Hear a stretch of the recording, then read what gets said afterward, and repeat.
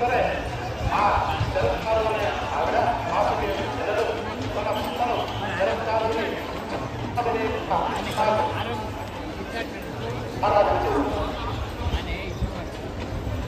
ఆ జలకారు ఏమి చెప్పిందే ఆ జలకారు ఏ విధంగా ఉండాలో ఆ విధంగా ఏర్పాటు చేస్తుంది.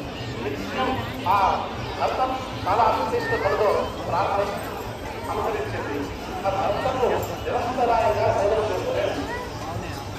ఒక రోజు జగత్కారం అర్థైన జగత్కారం గారు మధ్యాహ్నకాలంలో సూర్యాస్తమయ సమయంలో నిద్రపోతున్నారు.